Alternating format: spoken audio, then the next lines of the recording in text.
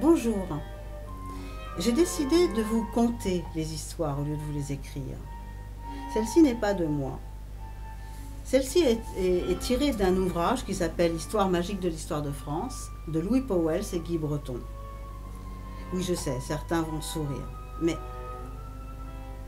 En tout cas, ces histoires me font rêver. J'espère qu'elles vous feront rêver également. Celle-ci s'appelle L'étrange concert, et je ne peux venir au Jardin du Luxembourg sans y penser. Nous sommes le 2 juin 1925 au Jardin du Luxembourg à Paris. Il est 10 h du matin et il fait chaud. À l'ombre d'un marronnier, un étudiant en médecine de 24 ans, Jean Romier, prépare son PCN et repasse un de ses cours assis sur un banc. Il est là depuis quelque temps lorsqu'un vieillard vêtu d'une étrange redingote vient s'asseoir près de lui et presque aussitôt engage la conversation. Les deux hommes, après avoir échangé des considérations sur la qualité du fond de l'air, en viennent par les hasards de la conversation à s'entretenir de musique. Le vieillard se révèle être un passionné de Mozart. « Connaissez-vous les quatuors à flûte ?» demande-t-il tout à coup avec un air gourmand. « Non. » « Ah, voilà une grande lacune pour un jeune mélomane comme vous. Oh, les places de concert sont chères, vous savez, lui dit l'étudiant. « Écoutez, vous m'êtes sympathique, dit le vieillard. Je vais vous faire une proposition. Après, avec quelques amis et quelques membres de ma famille, nous avons constitué un petit orchestre de musique de chambre. Et vendredi prochain, nous jouerons justement un de ces quatuors. Voulez-vous venir l'entendre? Je vous invite de bon cœur. » Jean Romier accepte avec joie et remercie le vieillard qui donne son nom, Alphonse Berruyer. Et son adresse, rue de Vaugirard. « Au 3e étage, lui dit-il. Alors à vendredi. » À vendredi. Ayant serré la main du jeune homme, il se lève et s'en va. Le vendredi suivant, Jean Romier arrive rue de Vaugirard, monte au 3e étage et sonne.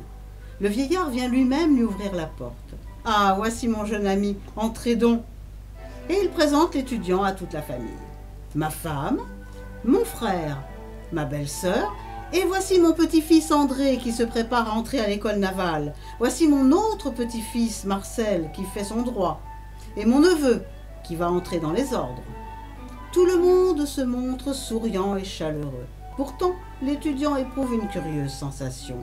Est-ce à cause de l'appartement vieillot, de l'éclairage au gaz, des bibelots rococo, de la façon étrangement démodée dont la famille Berruyer est habillée?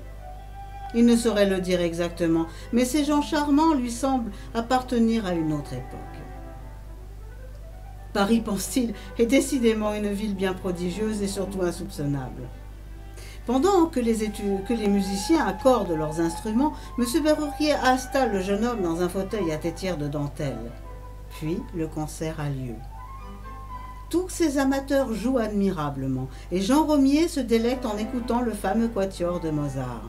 Il y a encore au programme 2 œuvres esquises, une de Geminiani et une autre de Stradella, que l'on applaudit. Madame Berruyer sert alors des rafraîchissements, tandis que chacun exprime avec une compétence souriante son opinion sur les morceaux qui viennent d'être interprétés. Dans le brouhaha, l'étudiant en médecine entame une conversation passionnée avec le futur séminariste sur la musique et la spiritualité. Pour être plus tranquille, les deux jeunes gens se réfugient bientôt dans un petit salon-bibliothèque et là parlent longuement de Bach, Palestrina et Joachim-des-Prés en fumant des cigarettes. Au bout d'un moment, Jean Romier s'aperçoit qu'il est minuit passé, il prend congé et se retire. Il est à peine dans la rue qu'il veut fumer une cigarette et s'aperçoit alors qu'il a oublié son briquet chez les Berruyer. Aussitôt, il regrimpe les 3 étages et sonne. Pas de réponse.